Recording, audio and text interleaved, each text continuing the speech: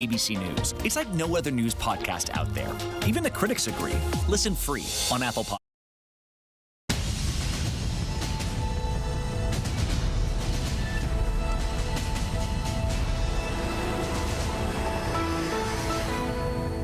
Well, when will we return to normal? I don't think we return to normal. I don't think we return to yesterday, where we were. I think if we're smart, we achieve a new normal. As we yearn for a COVID-free future, we are confronted by the stark realities of where we are. Recovery rooms transformed into an ICU. Hotspots across the U.S. bracing for the surge as New York once again reports its deadliest day. And yet, signs of hope. A new model suggests the number of American deaths may not be quite as high as originally projected. And what and when did the White House first learn about this pandemic? An ABC News investigation reveals there were red flags as early as November. Overseas, a look at what this virus can do in the developing world. Body bags in the streets of a city in Ecuador. Before this pandemic, what most scientists considered to be the biggest threat to the world. Animals dying at an alarming rate. The biodiversity of the planet now in jeopardy. And we continue to search for moments of levity. Couples dancing on rooftops while in quarantine. And a hero's welcome for someone who just beat COVID-19.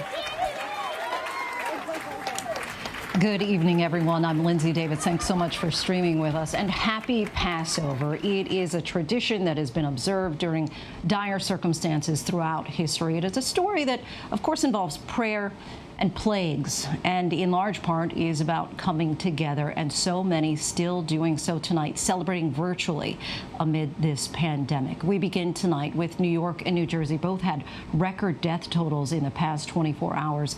Together, the two states have now had more deaths than the rest of the country combined. But in the midst of all the suffering, a memo to the staff at New York Presbyterian Hospital. They had more people go home yesterday than come in their hospital system. And as each patient leaves, they blast the Journey song, "Don't Stop Believin'," over the speakers. ABC News Live anchor Tom Yamas leads us all from New York City with rare access inside an ICU on the front lines of this fight. Tonight, a rare glimpse at some of the toughest moments healthcare workers are facing every day in the war on the coronavirus. Dr. Daniel Nicola, an anesthesiologist, tasked with keeping critically ill patients from dying. We are face to face with these patients who are breathing rapidly, coughing, producing sputum, and we need to place the breathing tube to properly oxygenate them and keep them alive. And if that sounds difficult, there are even tougher moments.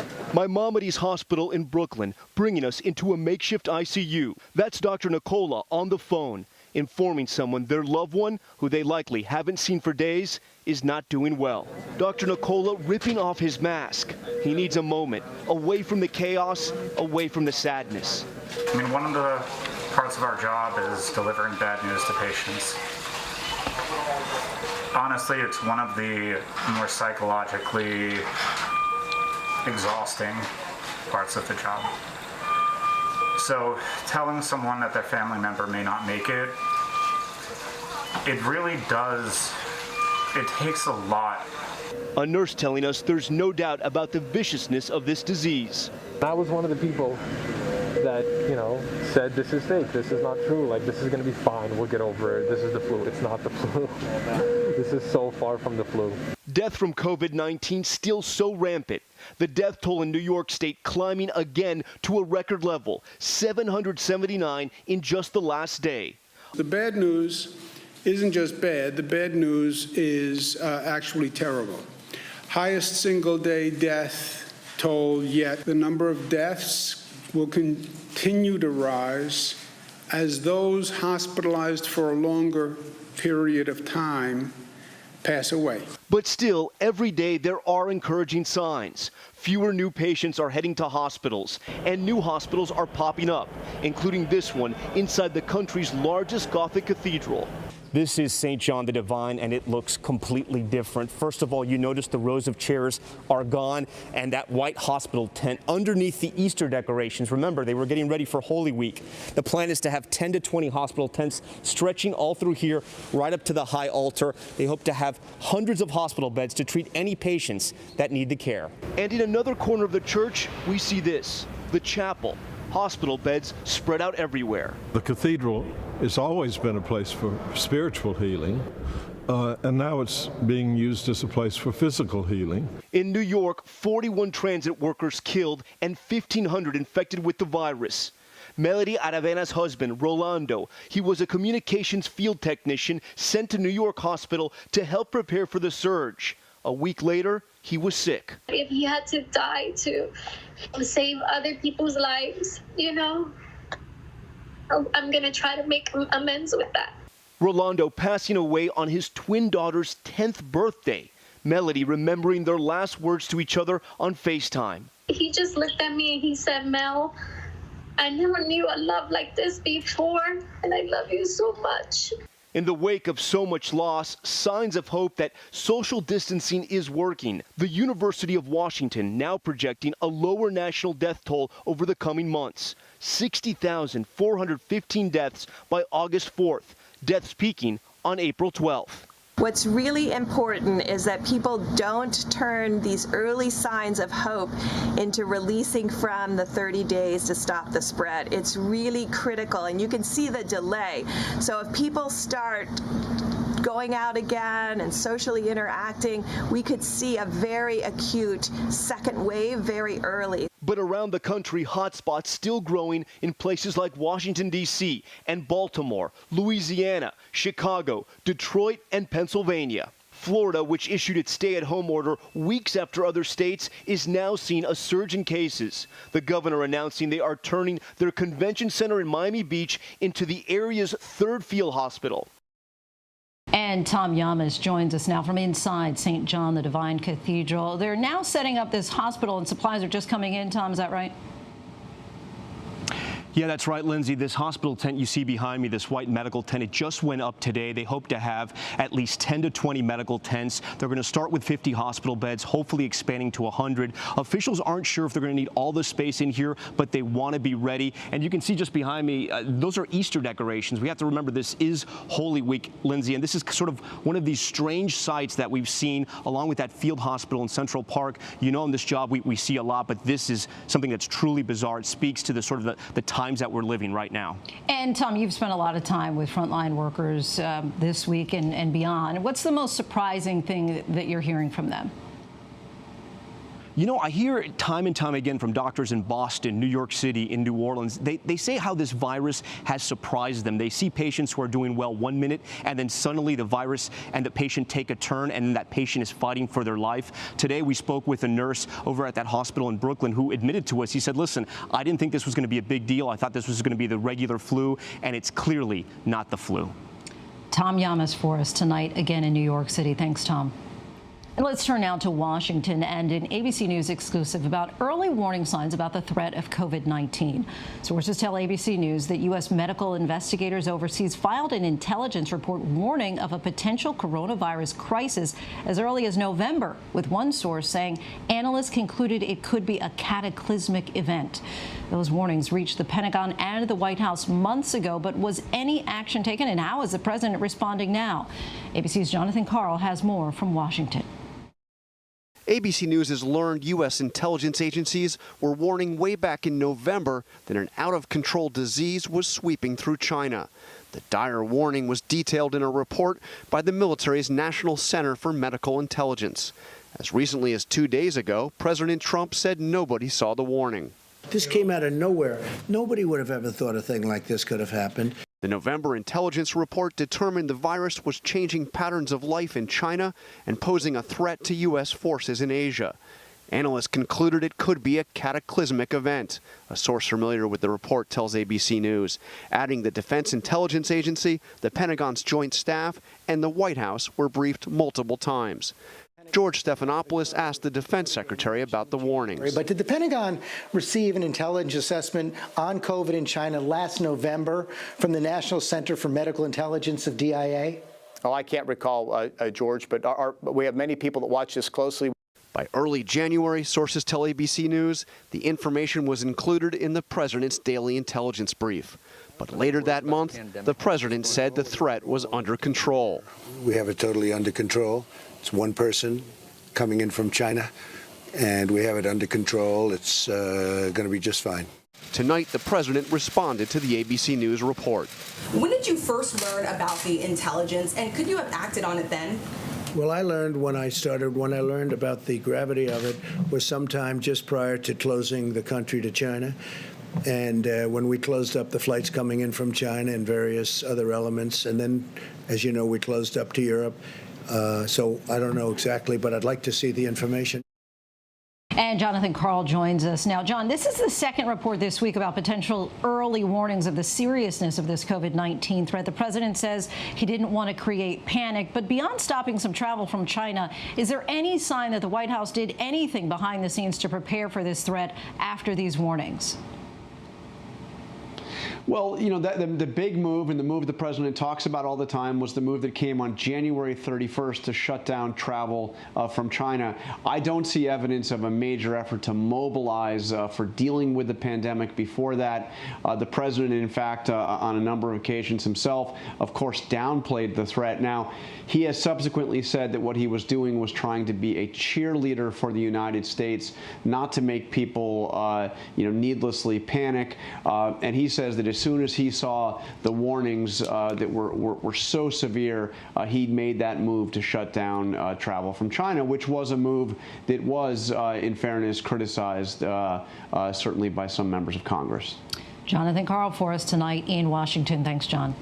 And now to a major development in the 2020 race. Senator Bernie Sanders announced today that he'll suspend his campaign for the White House. So barring anything unforeseen, that means that former Vice President Joe Biden will likely secure the Democratic nomination and face off with President Trump this fall. So what drove Sanders' decision, and will his supporters get behind Biden? Here's ABC's Mary Bruce. Bernie Sanders dropped out today, telling supporters victory was, quote, virtually impossible. I wish I could give you better news, but I think you know the truth. Sanders' path to the nomination had become increasingly unrealistic ever since Joe Biden's big Super Tuesday comeback. And as the coronavirus crisis grew, so did the question. This feels a little bit like it did when you didn't come out when Hillary Clinton was clearly the person folks were going for. So can you explain why you're still in the race and what this path is that you see? Well, one of the reasons, but that's not quite accurate, I worked as hard as I could for Hillary Clinton. Today, Sanders gave in. I cannot, in good conscience, continue to mount a campaign that cannot win and which would interfere with the important work required of all of us in this difficult hour. And Mary Bruce joins us now from Washington. Mary, Sanders clearly has a following, large following, but he wasn't able to build a big enough coalition. So what's being done now to get his supporters to unite behind Joe Biden?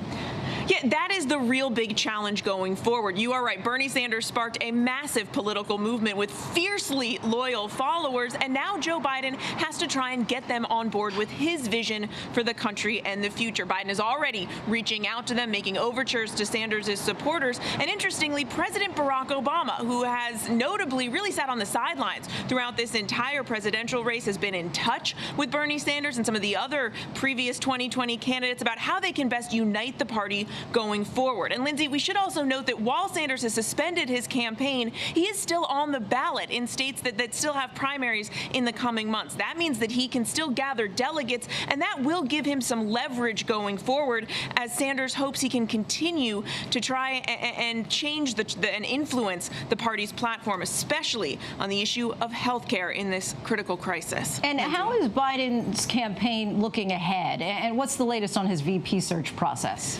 Well, Well, he is already plowing ahead when it comes to picking a running mate. Of course, he's already promised that that person will be a woman. And today he said that by the end of this month, he will have a plan in place to vet potential running mates. And he was asked if he would announce that person in June after the last primaries are held. And he said that's, quote, not a bad idea. Lindsay. Mary Bruce, thank you for that report from Washington. British Prime Minister Boris Johnson is still in intensive care at St. Thomas's Hospital in London after testing positive for COVID-19. A spokesperson says that the Prime Minister continues to make steady progress. He is clinically stable and his condition is improving. Earlier this morning, an official reported that Johnson is in good spirits, sitting up in bed and speaking with doctors. Johnson was diagnosed on March 26th, admitted to the hospital 10 days later and moved into ICU Monday after his condition deteriorated. Johnson is the first world leader to be infected by the coronavirus. His fiancée, Carrie Simmons, who is pregnant, revealed that she had COVID symptoms but wasn't tested and is now on the mend. As America fights against coronavirus, remember, for all of its flaws, we still have one of the best healthcare systems in the world. But what about the developing world? As we know, this virus continues to spread across the globe. Europe, Asia, and of course North America have been hard hit by COVID-19. The virus is now on every continent except Antarctica. But tonight we turn our attention to South America, specifically Ecuador, where in one city there are body bags literally in the streets. Victor Oquendo has a horrifying look now at what this pandemic could do to nations with less robust medical care. The images are hard to bear. In Ecuador's port city of Guayaquil, officials have been struggling to keep up with the surging number of deaths. It's a fate no one should have to succumb to. The indignity, bodies abandoned on streets, families pleading for help. As this virus spreads, it's a glimpse of what it could do in the developing world.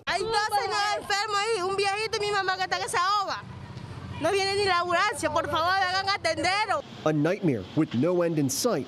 Everywhere you look, there just aren't enough resources. The morgues are at capacity, so they place bodies inside shipping containers, stacked one on top of the other, as families try to repatriate their loved ones. Marcos Ortega went looking for his grandfather. Ni siquiera se dignan a entregarle los cuerpos a la persona. Estoy aquí, ya tengo, hoy día mi abuelo ya cumple ya 6 días ya de haber fallecido. Estoy aquí día, tarde y noche, duermo aquí, amanezco aquí. There's no reprieve from a grim fate here. Doctors say there just aren't enough medical supplies to treat everyone. Dr. Esteban Ortiz Prado is an epidemiologist consulting the president and other high-level officials during this pandemic. And those patients that are older will die with no medical attention in hours. So if you don't give them a respirator, in hours, they will die. That's why the mortality rate is so fast in Ecuador in relationship with other parts of the world, because these people just didn't get the chance to get medical attention. The crisis has left the local and federal government scrambling. At one point, Guayaquil's mayor took to Twitter pleading for help. Now, thousands of these cardboard boxes are being distributed in place of coffins. A website has been set up for those waiting for bodies to be removed from their homes. The line to bury the dead is endless. Others decide not to wait. They dig their own plots. Governments are meant to protect its most vulnerable, and the Ecuadorian government knows it failed. The response in managing bodies and corpses was also a mess. In managing hospital personnel was also a mess. They didn't hire people fast enough. Officials tell ABC they believe they were able to trace the outbreak back to at least 2 people and places. The first was this soccer game where at least 5 people tested positive. And then there was this woman, Bella Lamila, who we're told had traveled from Madrid, Spain. She died March 13th. But the tracking, like in most of the world, came too little, too late. And there just aren't enough tests here to track all of the country's cases. There won't be accurate numbers to show the breadth this disease has had on the Ecuadorian people. Their only proof? The cadavers on the roads, waiting for a proper burial. Victor Oquendo, ABC News, Miami. Our thanks to Victor for that. And when we come back, it could be the biggest threat facing our planet, the unprecedented loss of wildlife across the globe.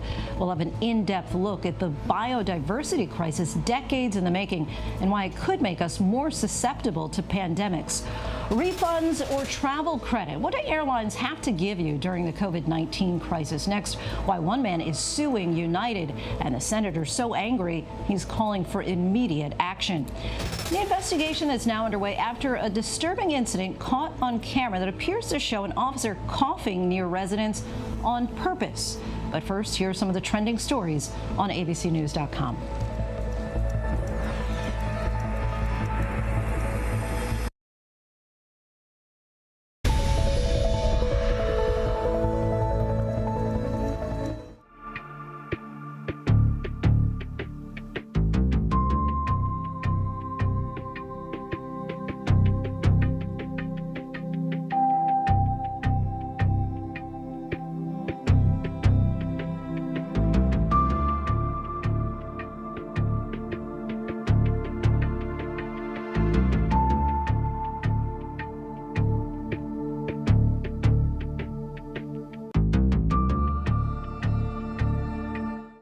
I think that the CDC has come out with a lot of new guidelines are changing, recommendations are changing, and I think a lot of us in healthcare are wondering, are the changes being made for our PPE because that's what's best for us, or are they being made because they know that our PPE supplies are being stretched? Instead of advising everyone to wear cloth masks, everybody stay home.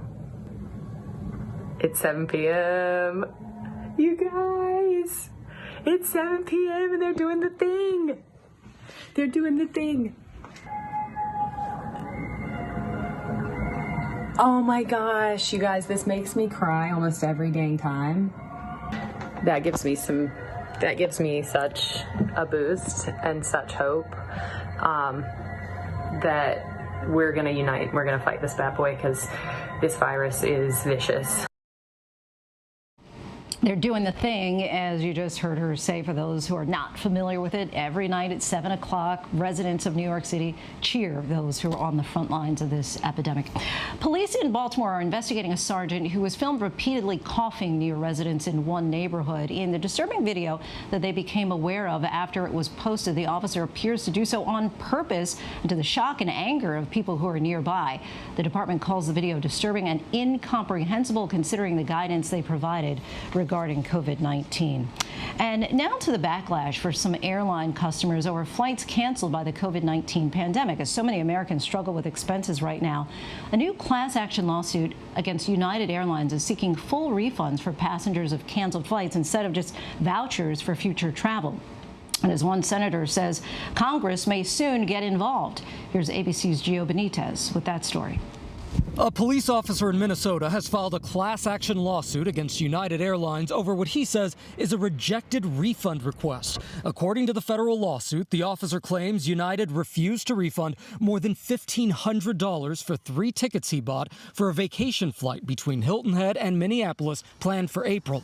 United canceled the flight amid the COVID-19 pandemic, and he says United offered him a travel voucher instead of a refund. The lawsuit says travel vouchers provide little security in this public crisis, particularly where many individual Americans need money now to pay for basics like food and rent. Senator Ed Markey has been urging airlines to refund passengers affected by COVID-19, sending letters to airline CEOs. They're not listening to their passengers. They're going to wind up paying a price for this in the next piece of legislation which we pass. U.S. carriers have secured almost $60 billion from the federal government as part of the $2 trillion coronavirus stimulus package. There are restrictions for the money. They can't lay off employees through September and must temporarily eliminate stock buybacks. But Markey says they may need to go a step further in the next stimulus bill to ensure passenger refunds. I think it's just greed. I think that they've received the money from the federal government as part of a bailout to keep the airlines afloat, and they still want to keep the passenger money. for flights that never took place or flights where passengers canceled because they were afraid to fly. Over the past week, the Department of Transportation has also warned airlines to issue prompt refunds to passengers whose flights were affected by COVID-19. For its part, United tells ABC News, "We were served with a complaint on Tuesday night and are reviewing it. Eligible travelers can request a refund if their flights have been severely adjusted or service to their destination suspended, either due to government mandates or United schedule reductions related to COVID-19.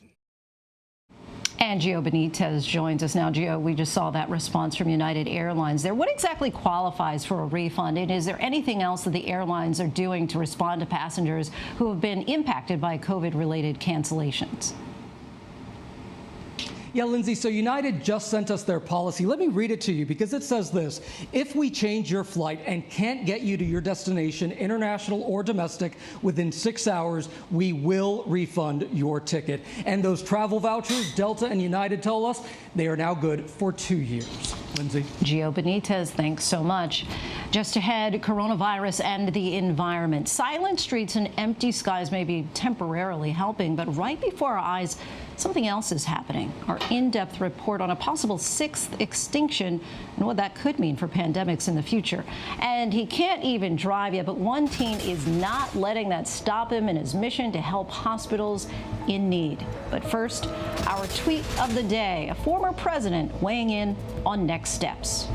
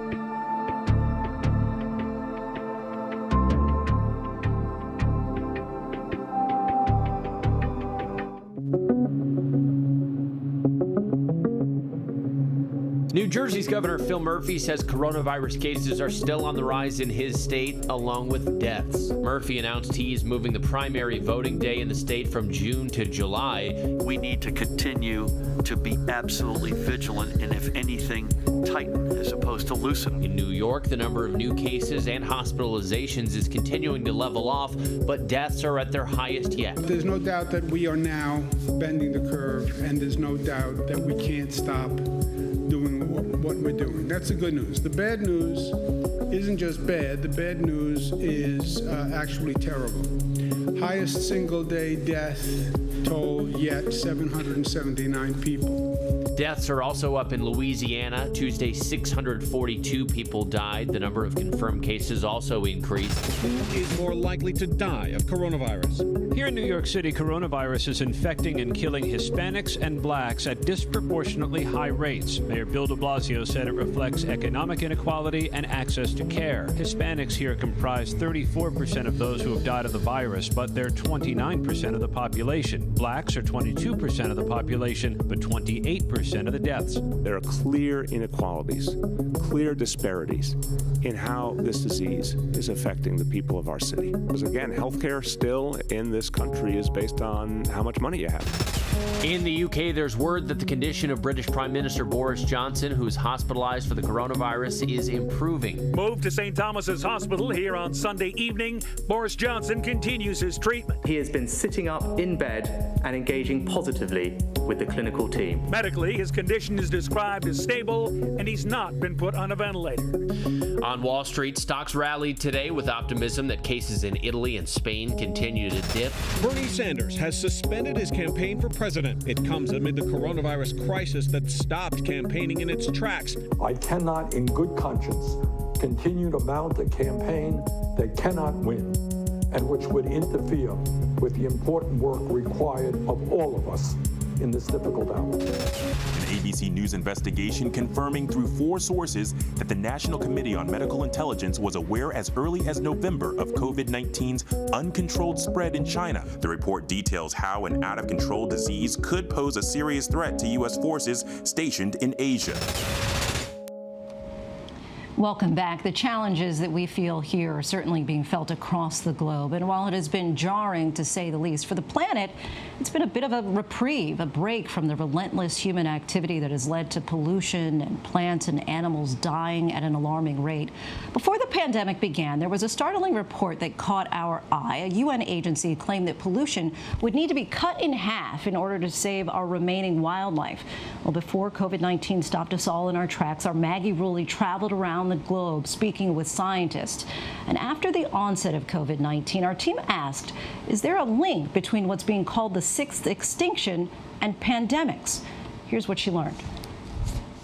As humans, we feel the impact of this pandemic shutting down city after city. Its deafening silence growing louder with each shuttered airport, museum, bustling tourist destination that's now left empty.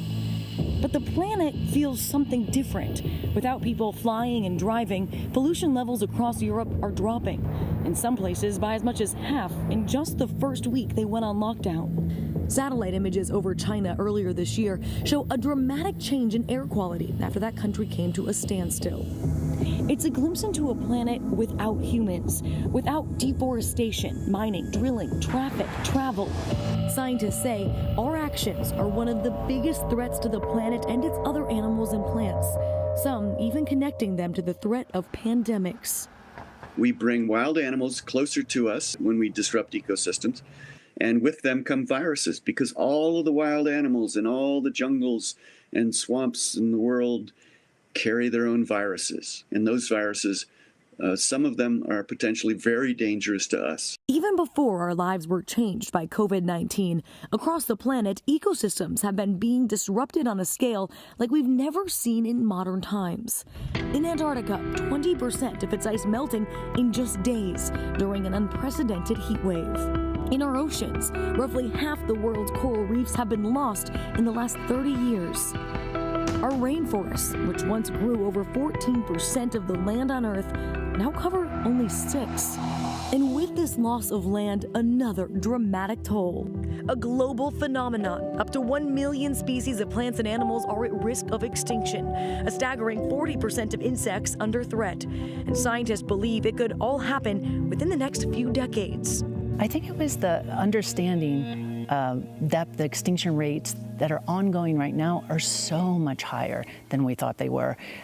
That's phenomenal. So put that in context, there's only 8 million known species on the Earth. So if we're going to cause an extinction of 1 million of them, that is a really significant impact on the plant and animal life on the planet. It's a threat so serious, biodiversity loss is now considered one of the biggest existential threats to the human race, next to climate change and nuclear weapons. Humans are causing this, and it really is catastrophic.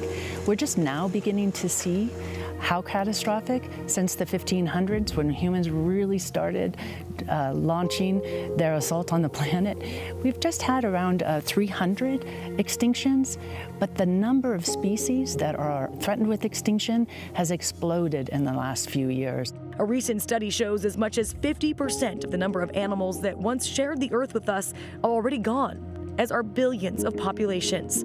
That government study, published in a peer-reviewed science journal, doesn't mince words. They call it a biological annihilation that represents a frightening assault on the foundations of human civilization. The way species come together to form habitats in ecosystems and how they build on each other and the kinds of services those ecosystems provide to people, we're becoming more and more aware how much humans depend on these ecosystems and their functioning.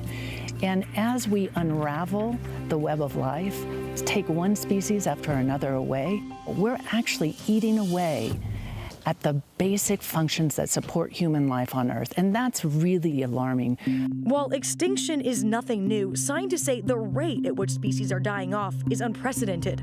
Recent estimates put the current extinction rate at more than 1,000 times higher than normal, leading many scientists to say we are at the beginning of the 6th mass extinction. When you get rates of extinction that high, you begin to get into a mass extinction. It's really significant, and we haven't seen this in the history of keeping records. In the last 500 million years, there have been 5 of these catastrophic extinction events, when the majority of the species on Earth disappeared in the blink of a geological eye. Those extinctions were usually due to catastrophic global events or widespread environmental changes. But today, this so-called 6th mass extinction is not being caused by some asteroid. Most scientists say it's us. From the clothes we wear to the cars we drive, the trees we cut down to the fossil fuels we've used, the food we consume to the houses we build, the vacations we take to the face scrubs we buy. On a day-to-day basis, many leading scientists say humans are the single most dangerous threat to this biodiversity crisis. It's just a big call to Earth and to humanity everywhere. And we actually need to do something about it now. We're not on a sustainable pathway, and we're certainly on a pathway that is going to undermine the health and well-being of our children. And we don't have to wait and see what the consequences could be. We're living them. As the worst pandemic the world has seen in a century rips around the globe, scientists say the blame lays in part with us. It's part of a pattern that reflects things that we are doing. In 2012, David Quammen wrote about the likelihood of a novel coronavirus starting in an animal and spreading around the world in his book Spillover: Animal Infections and the Next Human Pandemic. He says things like urban sprawl, pesticides, international trade, all of these new developments have altered ecosystems and crushed biodiversity. In the process, viruses are often let loose. The choices that we're making in terms of what we eat, what we wear, how much we travel, what sort of consumer goods, including consumer electronics, we buy, how many children we have, all of those things are putting pressure on the natural world. And when we do that, we bring wild animals closer to us. The CDC estimates that about 3/4 of new human diseases originate in animals. Ebola, SARS, bird flu, and now COVID-19. It's believed all started as pathogens crossing from animals to humans. This is not the last. Another spillover, more spillovers of viruses from wild animals into humans, I would say, are inevitable as long as we keep doing what we're doing, multiplying and consuming and pushing against the rest of the world of nature. Researchers say we can see this push happening on a massive scale right before our eyes. Before this pandemic, we have been tracking the effects of biodiversity loss across the globe. Oh my God! Oh my God! This is apocalyptic. This is in the middle of the day. Holy Just this past winter, we watched as parts of Australia ignited, sparking months of raging wildfires.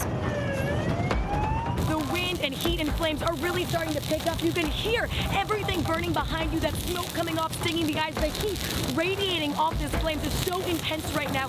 Everything along this highway is just going up in flames. More than 30 million acres left charred. Australia is home to some of the oldest geological features in the world and to some of the most unique and extraordinarily diverse wildlife. The kangaroo, the wombat, the wallaby, and the koala bear. Or at least it has been. It's scary when you think of how many are lost, and there's still so much you can learn from them. Oh, we have lost thousands. Thousands of koalas, thousands of so many other species. It's just criminal. This is the worst event this country's ever seen, without a doubt. Horrific. Shane Flanagan's the director at the Koala Hospital in New South Wales. See here, there's burns there, but they've all healed. That was all red raw, and it's all growing back nicely now. So. She and her team have been on the front lines of those historic wildfires in Australia. She says she's seen how record-breaking temperatures and months of severe drought, fueled in part by climate change, have ripped through Australia's delicate ecosystem. Her hospital has taken in dozens of koalas that have been burned or lost their habitat, like Paul. He's a very shy little koala. Paul went viral after being saved back in November at a nature reserve. He was named after the human who rescued him. Hi, Paul. See how he's lost hair? Yeah. And all the fur's really all growing back. Paul is one of the lucky ones. Shane says even if they can get to animals in time, often their burns are just too severe. Do you think it's a warning call for Americans? Yes. Yeah, how so? Yes. Well, we've got to change the way we live. You know, we've got to stop being such big consumers. Mother Earth's very, very angry with all of us, and this is what's happening. Now, she says she fears some species, like the koala, may never recover. Up until when these fires happened, never thought that would be a possibility. But if we have another few seasons like this, you know, over the next few summers, heaven help the populations out there. And I say shame, Australia, shame. Not on our watch though, eh, Amanda? Australia was a fiery wake-up call on climate change. The problem there only made worse by issues with land management and arson. Images of what's believed to be the world's oldest continent burning went viral. But scientists say climate change isn't the only threat to biodiversity. There are a number of things that cause this, including habitat destruction, pollution, over-harvesting. And so that, along with the growing threat of climate change, means that more and more species are threatened with extinction now than ever before in the history of humans. As the human population swells to an estimated 11 billion by the end of the century, more and more people are competing for more and more of Earth's precious and dwindling resources. Often caught in the crosshairs, unique ecosystems and their one-of-a-kind wildlife. Even the birthplace of evolution is not immune. The Galapagos Islands, an otherworldly landscape filled with wildlife so unique it can border on the bizarre. Animals only found on these islands: the marine iguana, the Galapagos giant tortoise, and penguin. It was here that Charles Darwin was inspired to write his theory of evolution. But now, the islands that spawned Darwin's survival of the fittest could be facing a fight for survival themselves, challenged by their own popularity. 21st century threats like bucket list tourism and plastic pollution are threatening their very existence. Before this outbreak, the number of visitors exploding from just 5,050 years ago to more than 250,000 tourists visiting the islands just last year. Many here to see those same unique animals that inspired Darwin, like the blue-footed boobies and the always popular, overly friendly sea lions. Tourism is a double-edged sword. It can be good and it can be bad. So let's make sure that we manage tourism the best possible way, and we use tourism as a conservation tool. The Galapagos is conserved more than 95% of its biodiversity. And the reason for that is partially or mostly because of the tourism we have here. Tourists become a public constituency that defends the conservation of Galapagos. The conservation efforts are strong here. 97% of the islands are off limits to the public. Please never go outside of the trail. Visits are hyper-organized, and while in the park, tourists must be with the professional guide the entire time. Can we bring it home? No, we cannot bring anything from here. Those are Galapagos National Park rules. Despite these extraordinary efforts, even a place called the Cradle of Biodiversity cannot escape the biodiversity crisis. When you come to experience the vast beauty of the Galapagos, you probably don't stop to think about the enormous amount of trash that tourists and locals alike create. Boating around the Galapagos with Juan Pablo, a marine scientist at the Galapagos Science Center, we see the land that these unique animals need to survive now covered in plastics. Every single thing that floats eventually have the potentiality to arrive here. In the past was wood, now it's plastic. So where does all this plastic, all this trash come from? I mean, it comes from everywhere, from the States, it can come from Europe, it can come from Japan, it comes from everywhere. On land, the amount is multiplied. Seeing it up close, you see there's so many different types of trash in here, types of plastic. You have like a hard hat, gasoline containers, some type of bottling container, plastic bottle, plastic bottle, plastic bottle. Bottles, that's pretty much roughly the 80% of the debris that you find in the Galapagos. Bottles, one way or another, plastics is forever. Even though you do the best thing to recycling, it's gonna be a little bit of release of microplastics. That is going to end up in the air or in the ocean. And what exactly are microplastics? I want to show you that. I want to actually show you what is microplastics. Oh, it's like, oh God, you can see it coming off in the air even. Yeah, exactly. So I think we can make, you see this? Yeah. So you can see the dust of blue. Yeah, oh my gosh, look on your hand. And that's the real problem. Yeah. That's something that we don't know how to avoid. Because we can easily clean this macro debris. But how do you clean up dust? Exactly, how you clean dust. So the best thing to do is attack this problem from the source before I arrive here, because once I arrive here, it's probably too late to do something about it. Because once it's here, it means it's already in our oceans and in our animals. There are more than 51 trillion microplastic particles in the ocean. That's more than 500 times the number of stars in the Milky Way. Fish end up eating these microplastics, and we end up eating the fish. Pollution from these plastics and toxins, overfishing, and warming waters are wreaking havoc on marine environments. It's estimated at least 40% have already been severely altered. And for the islands, often called the living laboratory of evolution, the stakes have never been higher. How do you change the minds of people when we've all gotten so used to this disposable lifestyle? They need to see this. They need. I think that's important that that everybody actually understand that the most pristine places in this planet are like this, full of plastic. You have a single planet. There's no planet B, okay? And you have places in the many different countries that are unique, that are fantastic, places that are so beautiful and so important that they go beyond the political boundaries. And Galapagos is one of them. Politically, yes, Galapagos belongs to Ecuador. Emotionally and in terms of heritage, it belongs to the world.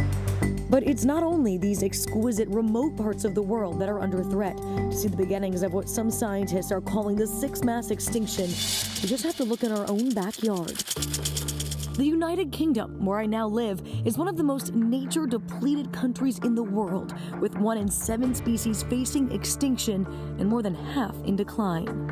Home of the Industrial Revolution, the UK has spent the last 200 years or so altering its landscape, building cities, draining wetlands, and turning forests into farmland. Isabella Tree and her husband Charles Burrell inherited the Napa estate from his family. They had been farming on its 3,500 acres for generations. But she says despite working at it for nearly 2 decades, they could not get the old wetlands to produce enough food to make a profit.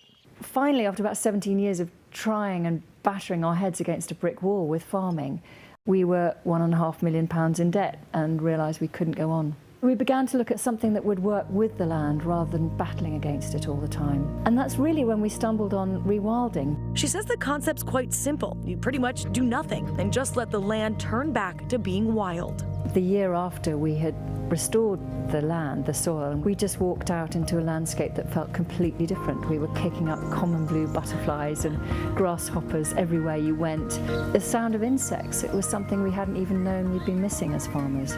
And of course, when the insects come back, so do the birds. You know, watching wild animals, you know, pass our windows, and that moment of just hearing the insects. We had travelled, you know, all over the world to look at wildlife, and we'd never once thought about what we were doing in our own backyard, and that we should be teeming with wildlife where we lived. After starting small, they went bigger, letting more and more land go wild and bringing in larger animals. In all our imaginings of what pre-human impact Europe would have looked like, what the landscape would have looked like, we've completely forgotten about the huge herds of roaming animals that would have been here. All these animals would have been out there in the landscape, driving a very complex, shifting, dynamic kaleidoscope of habitats. So if you put these animals back into the landscape, let them drive the system, then extraordinary things begin to happen. Biodiversity comes back. Walking with her on a rainy winter day before the pandemic on the English countryside, we saw wild pigs, foxes, and birds. She says that's just the beginning. Within 20 years, we've become one of the most significant areas in Britain for some of our rarest species. These incredibly rare species that have found us because the habitat has returned. But more than that, we've just got this extraordinary biomass of species. So if you go out into the scrub on a spring morning at dawn, the sound of the birds is so loud, literally your stomach is reverberating. You can feel it in your lungs. The Napa State now offers safaris on their land, and summer bookings are already nearly sold out. Rewilding might not be the solution for everyone. After all, the world still needs farms to produce enough food for humans to survive. But Isabella says the two can work together. Rewilding and regenerative farming will work hand in hand. If we're going to recover ecosystems on which all of biodiversity depends, including our own species, we've got to be more generous with nature. We've got to give half our landmass across the planet back to nature. And I think rewilding is how you do that. As a planet, we still have a long way to go. The UK may have been one of the first to industrialize, but the rest of the globe soon followed. Right now, it's estimated that just 25% of the land is free from human activity, and by 2050, it's predicted that number will drop to 10%. But as Isabella writes in her book Wilding, she's discovered it doesn't have to be that way. What we've shown here is that nature will bounce back if you let it, if you put the right drivers in place and just allow it to happen. This pandemic has already showed us that animals will return. Some animals emerging from nearby forests across the globe, taking over the streets they once shared with humans. So why should you care about the biodiversity crisis? As scientists around the world scramble to find a cure for COVID-19, many may be looking to the natural world for help. About 50% of modern drugs have been developed from natural products. And with 1 in 5 plant species under threat of extinction, the world could lose its cure for the next virus to biodiversity loss before it's even been discovered. That's why leading scientists say now is the time to act. In a United Nations Agreement on Nature, the UN Convention on Biological Diversity calls for almost a third of the world's oceans and land to be protected by 2030. An aggressive goal, they say, is our best shot at reversing biodiversity loss and ensuring the survival of humanity. Understanding that the future is in our hands, in everybody's hands. We can't leave it to politicians, and we've got to fight to change. I think maybe 5 years ago I would have been maybe a little more pessimistic, but one of the things I've been really so happy about in the last 2 to 3 years is how much attention the decline of nature is getting. The sixth mass extinction may have already started, but there is still time to slow it down and to make sure that humans are not a part of it. Put policies in place and action plans in place in 2020. We can do it together in 10 years to deliver a whole planet. It's very doable with human ingenuity. It is very doable. If you ever thought that things that you do don't matter, they absolutely matter. And I would urge you to start small. Take on a few things that you could do for the planet tomorrow. Take on another couple things in 2 weeks' time. And pretty soon we will be on a road to a healthier planet, a stabilized climate, and a biodiverse planet where we can all be able to see the Sumatran rhino in the future. Maggie Bruley, ABC News, London. Our thanks to Maggie for that. Much more to report on tonight on ABC News Prime. And this teen, he can't drive, but he certainly knows how to fly and how he's using that skill to help the battle against COVID-19. And later in the show, the hero nurse battling against COVID-19 and the surprise celebration she never expected.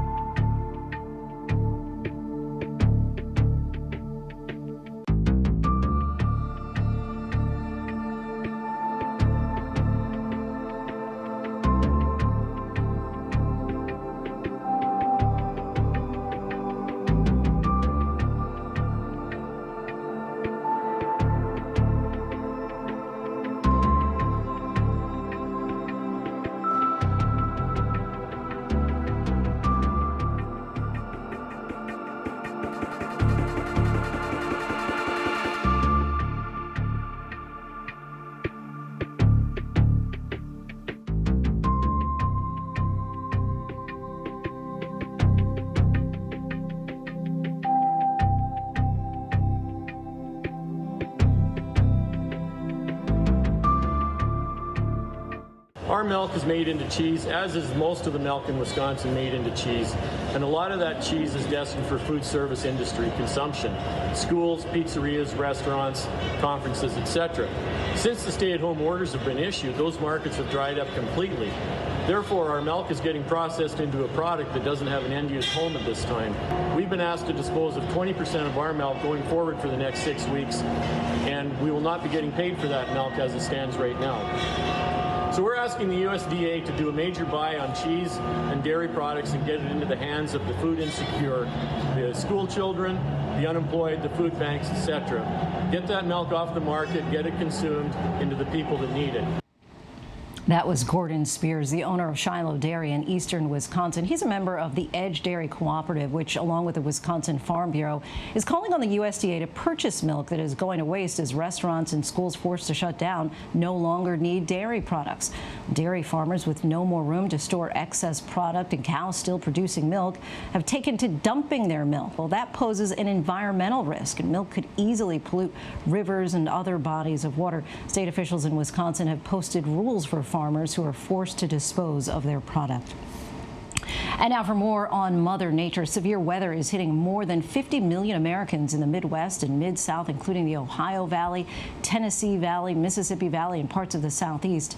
The images tonight: large hail in Winnebago, Illinois, and storm damage to a church in New Kensington, Pennsylvania. There's a threat for severe weather from Arkansas to Virginia. We know that coronavirus has already affected too many families, and now it has hit our ABC News family as well. Our talented studio camera operator, Tony Greer, passed away from complications due to coronavirus this week. He worked at Good Morning America for more than 6 years, and he was a beloved member of our team. Tony loved meeting the celebrities on the show. He loved his music, his hometown of Chicago, but more than anything, Tony loved his family. Our thoughts and prayers are with them all tonight. We'll be right back.